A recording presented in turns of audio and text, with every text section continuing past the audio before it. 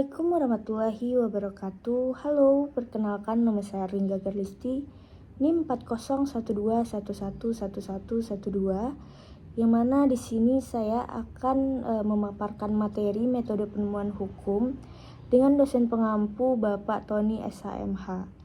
Izin Pak, saya akan menjelaskan mengenai penafsiran hukum progresif, yang mana pada awalnya kita harus mengetahui apa sih hukum itu sendiri. Hukum itu merupakan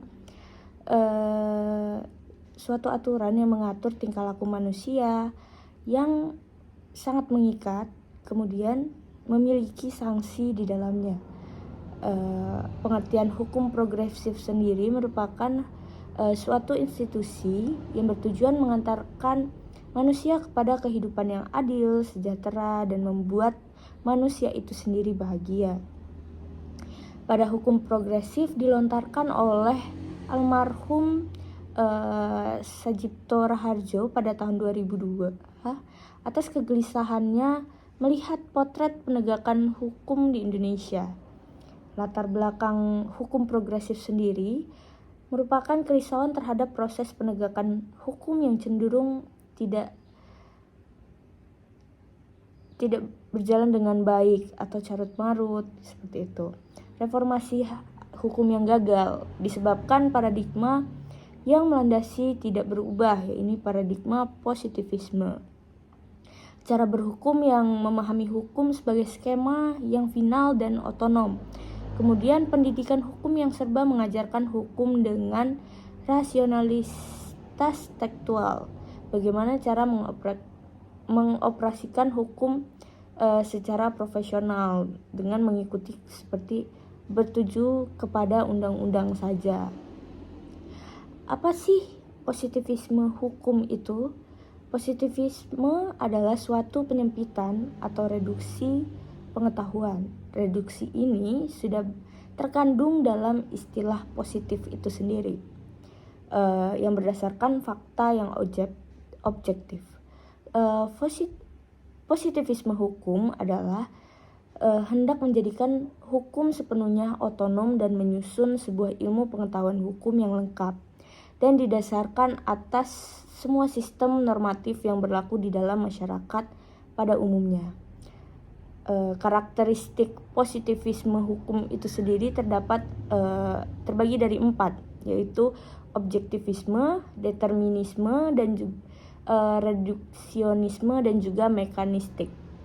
Yang pertama, objektivisme, yaitu paham yang meyakini kebenaran itu bersifat objektif, tidak terkandung kepada pengamat dan cara mengamatinya. Kedua, determinisme, yaitu paham yang berdasarkan pada ilmu harus memiliki sifat kepastian matematis. Kemudian reduksionisme, yaitu paham yang memiliki sebuah pandangan tunggal dan linier terhadap realitas. Dan yang terakhir, mekanistik, yaitu paham yang mengatakan bahwa realitas dapat dipahami dengan menganalisa dan memecah-mecahnya, lalu dijelaskan dengan pengukuran kuantitatif.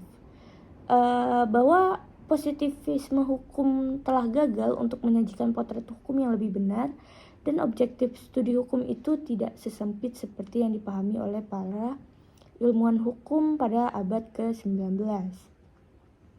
Dasar dari konseptual hukum progresif ini terdiri dari 4, yaitu sebagai institusi yang dinamis, hukum sebagai ajaran kemanusiaan dan keadilan, kemudian hukum sebagai aspek pengaturan dan perilaku, kemudian terakhir sebagai ajaran pembebasan. Ciri dari penafsiran hukum progresif ini yaitu menafsirkan tujuan kemanusiaan agar hukum dapat bermakna bagi kesejahteraan manusia.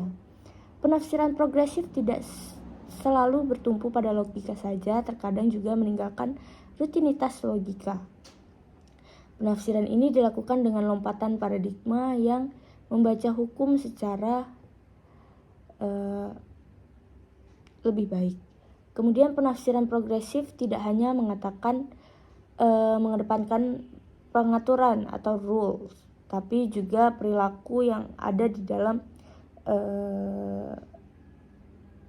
kegiatan bermasyarakat.